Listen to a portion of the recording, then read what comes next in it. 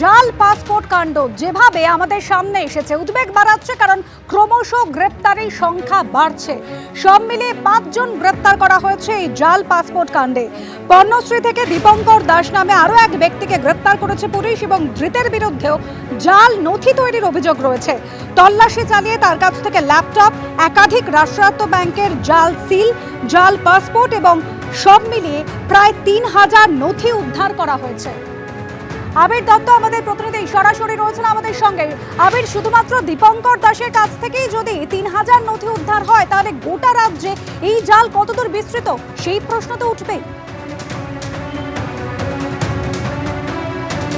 এবং শুধুমাত্র যে দীপঙ্কর দাস নয় সেটাও কিন্তু নিশ্চিত তদন্তকারীরা, তার কারণ একটা বড় চক্র কাজ করছে এবং সেখানে প্রত্যেককে একটা করে রোল দেওয়া হয়েছে যে কিভাবে জাল নথি বা আইডি প্রুফ সেগুলো তৈরি করা এবং সেগুলো বিভিন্ন পোর্টালে, বিশেষ করে পাসপোর্ট তৈরির যে পোর্টাল সেখানে আপলোড করে পাসপোর্ট একেবারে সরকারিভাবে যে নিয়মে পাসপোর্ট তৈরি হয় সেই নিয়মে পাসপোর্ট তৈরি হবে এবং তারপর যখন পোস্ট অফিসে সেটা পৌঁছবে, সেই পোস্ট অফিস থেকে ঠিকানায় যখন নিয়ে যাওয়ার জন্য পোস্টম্যান বা অন্য কোনো কর্মী তারা নিয়ে বেরোবে, তারপরে আর সেই ঠিকানা খুঁজে পাওয়া যাবে না এবং সেটাই এই চক্রের দালালদের হাতে পৌঁছে যাবে এবং সেখান থেকে মোটা টাকার অঙ্কের মুনাফা রেখে তারা বাংলাদেশের হাতে তুলে দিচ্ছে।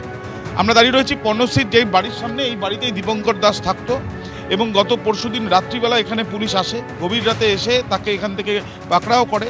তার যে অফিস রয়েছে হরিদেবপুরে, সেখান থেকে প্রচুর পরিমাণে, প্রচুর সংখ্যায় বলা যায় যে জাল নথি সেগুলো পাওয়া গিয়েছে।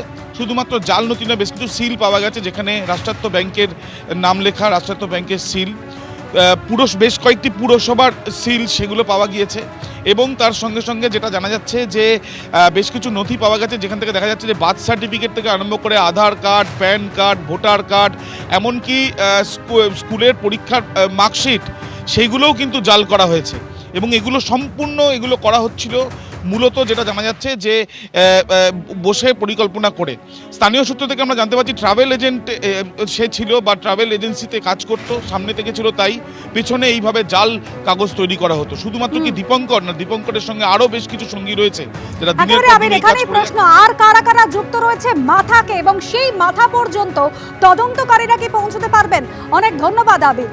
ব্রিগেডিয়ার দেবাশিস দাস এই মুহূর্তে সরাসরি রয়েছেন আমাদের সঙ্গে। ব্রিগেডিয়ার দাস, এটা তো সব থেকে উদ্বেগের বিষয় যে পাসপোর্ট এই মুহূর্তে হাতে আসছে, যার নথি জাল, ভুয়ো, সেই পাসপোর্ট ব্যবহার করে কারা আসছে রাজ্যে বা এই দেশে।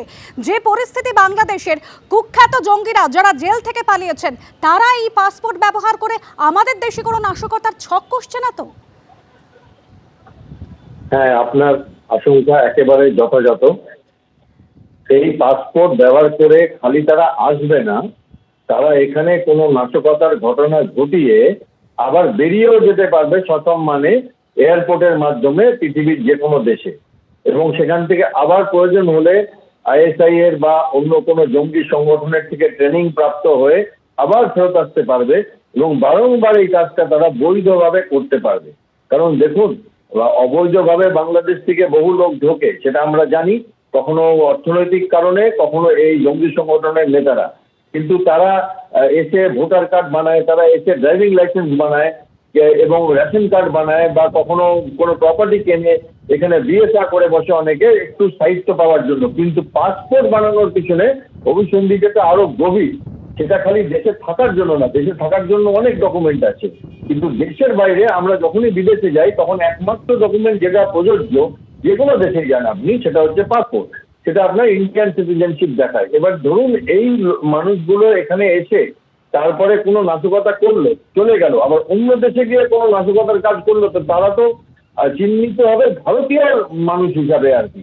তো এইটা একটা গভীর চক্রান্ত এবং এর পিছনে জড়িয়ে আছে আমাদের দেশেরও কিছু স্বার্থসিদ্ধির লোক। তারা অল্প পয়সার বিনিময়ে তারা কাজ করছে, কখনো কেন্দ্রীয় সরকারের, কখনো রাজ্য সরকারের কিছু মানুষ এবং কিছু সাধারণ মানুষ। অত্যন্ত দুঃখের ব্যাপার, এবং ভারত সরকারকে অবিলম্বে দরকার হলে নিয়ম বদলাতে হবে। এর সাথে যারা যুক্ত আছে তারা যাতে সহজে সাজা না পায়, বড় সাজা যাতে তাদের হয়।